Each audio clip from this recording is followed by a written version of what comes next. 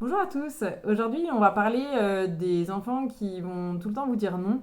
Non, j'ai pas envie de me brosser les dents. Non, je ne viendrai pas me laver les mains. Non, je ne veux pas rentrer dans la voiture. Non, je ne mettrai pas ces chaussures-là. Bon, vous voyez un peu l'idée.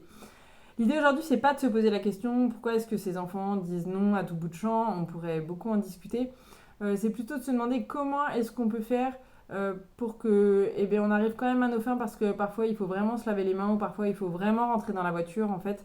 Bien évidemment, je ne vais pas rediscuter de ça, on a toujours le choix, on a toujours 10 000 possibilités.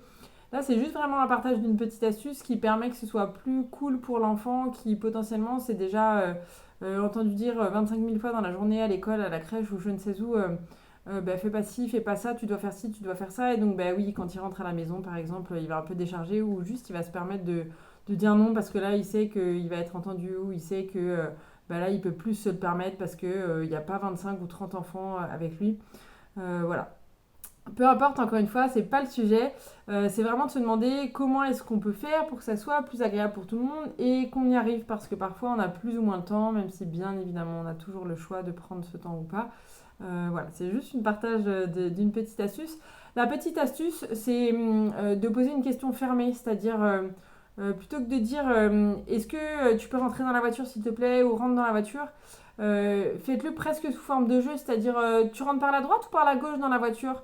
Ou alors tu vas te laver les mains, est-ce que tu te laves les mains dans la cuisine ou dans la salle de bain. Les chaussures, bah, par exemple, je sais pas, tu vas commencer par le pied gauche ou par le pied droit. Ou alors est-ce que tu veux telle chaussure ou telle chaussure quand parfois il y a le choix dans les possibilités. Voilà, c'est toujours l'idée de déjà permettre à l'enfant quand même d'avoir un choix, même si le choix est limité, on lui laisse quand même le choix sur certaines choses. Oui, on pourrait y voir une certaine forme de manipulation et en même temps, j'ai envie de dire, je suis pas sûre que ce soit le sujet. En tout cas, ça lui permet d'avoir le choix sur ce qu'il va faire et vous, ça vous permet quand même d'obtenir. Je vous dis pas que ça fonctionne à 100%, ça dépend vraiment des enfants.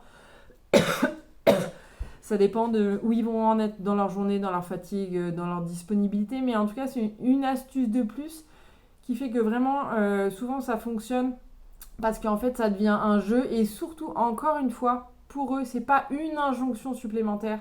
C'est ben, qu'est-ce que je vais choisir. Est-ce que je préfère me laver les mains dans la salle de bain ou dans la cuisine. Et en fait, souvent, vous allez les avoir comme ça permet de désamorcer, de ne pas rentrer à fond dans la structure de caractère selon l'enfant. Les enfants qui vont avoir tendance à se rebeller en permanence, encore une fois, on n'est pas là pour débattre de pourquoi. Mais voilà, des fois, ça permet de faire les choses en douceur. Laissez le choix, tentez et vous me dites en commentaire comment ça s'est passé chez vous.